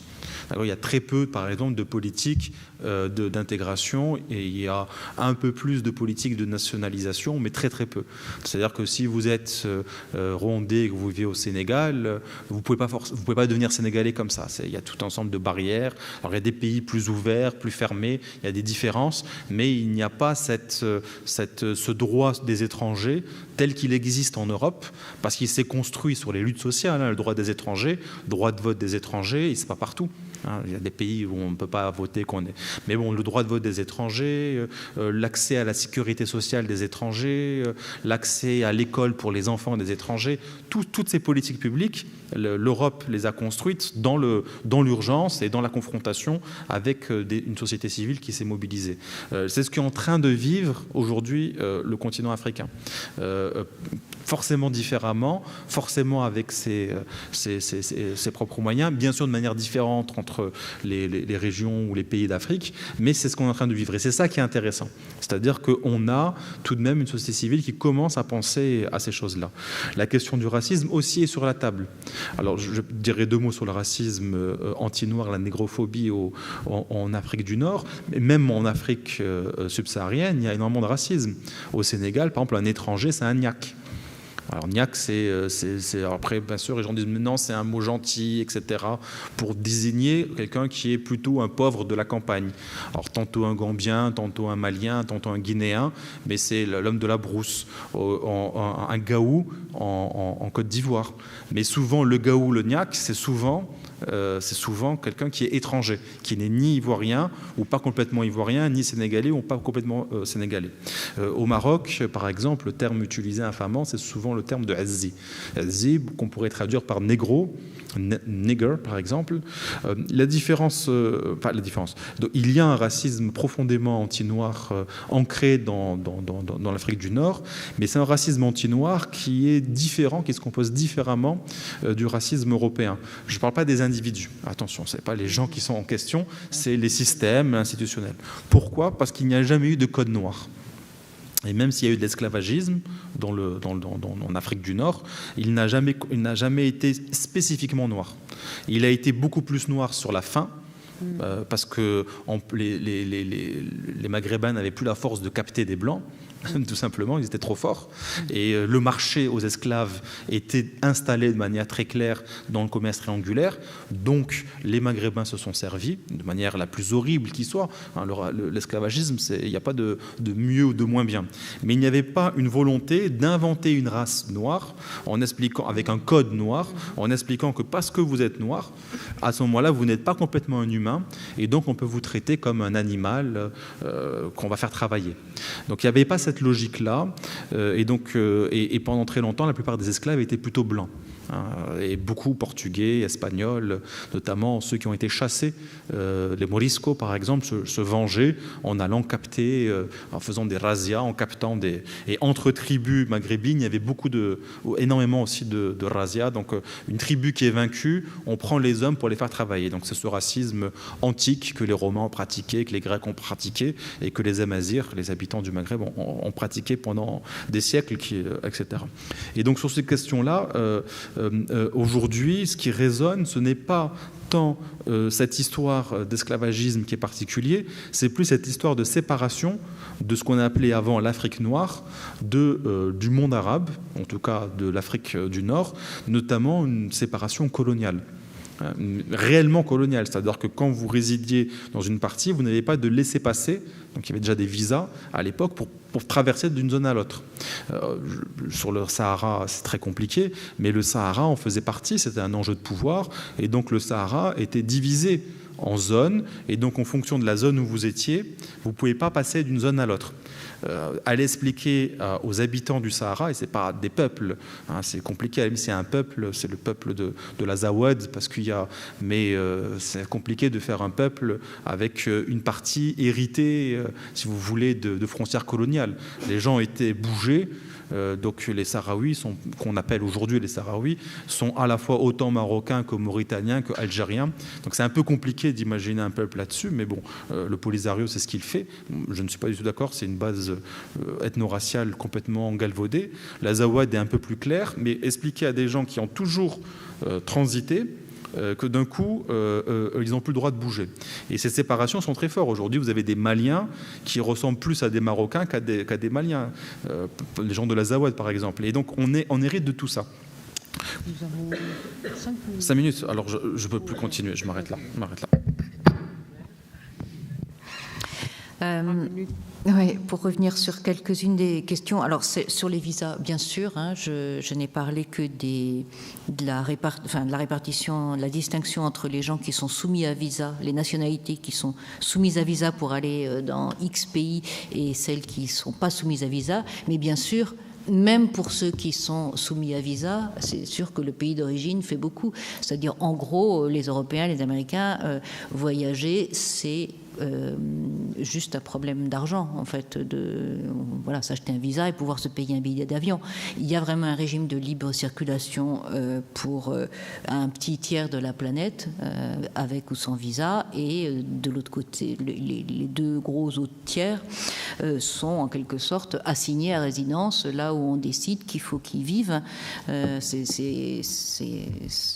discrimination, cette inégalité dans la mobilité, elle est incarnée par cette histoire de visa, mais voilà. Sur les demandeurs d'asile, est-ce que les politiques d'accueil ou de non-accueil empêchent les gens qui ont besoin de protection d'en obtenir? Oui, bien sûr. La politique d'asile telle qu'elle a été conçue par l'Europe, par l'Union européenne, comme je disais tout à l'heure, c'est une politique qui est destinée à accueillir peu de demandeurs d'asile.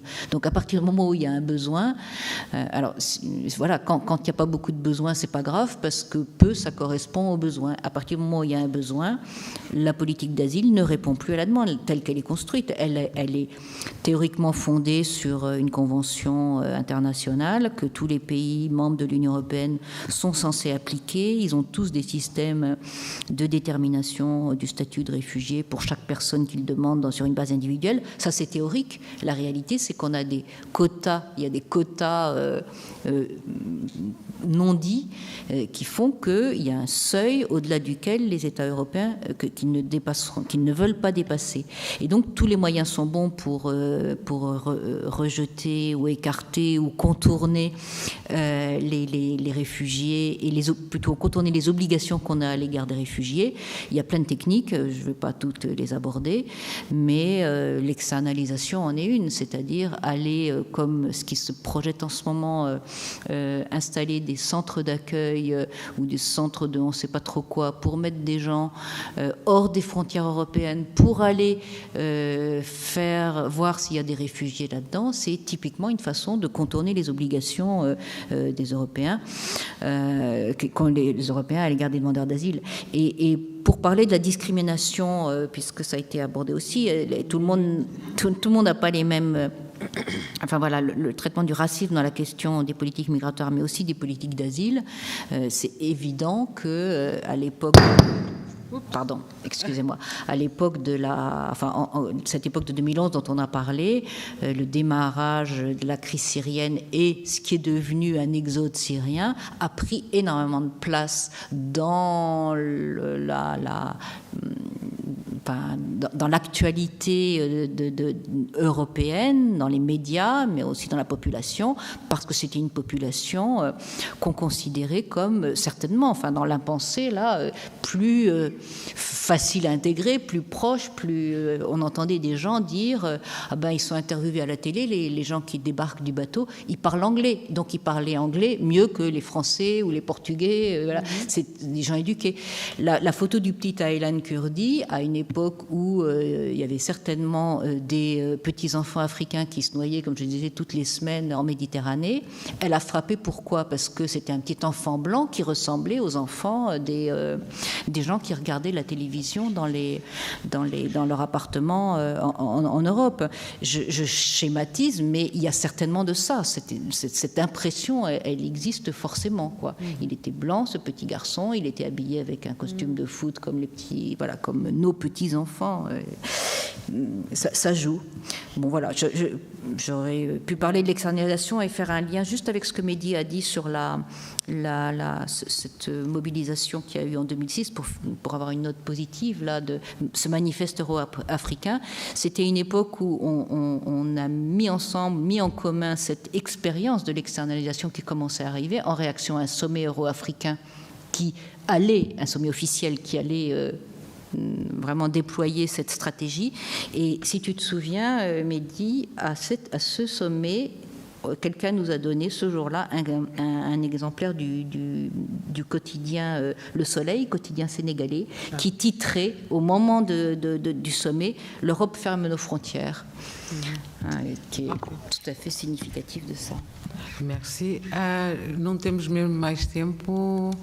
Acho que vamos ter que encerrar a sessão e acho que foi muito importante, não é, o que foi apresentado aqui, e o que nós esperamos mesmo é que seja um caminho para a descriminalização de determinadas deslocações feitas por determinadas pessoas que vêm de determinados lugares, não é? E que essa ideia de se pensar a questão da sociedade de acolhimento, que ela possa se tornar dominante, não é? Em vez de ser uma sociedade que não acolhe quem chega, que se torne algo dominante e que esteja nos nossos debates e daqui para a frente. Obrigada. Novamente fechamos o ciclo de migrações com chave de ouro. Muito obrigada a vocês, foi muito importante. O ciclo continua, fechamos este aqui. O ciclo continua amanhã.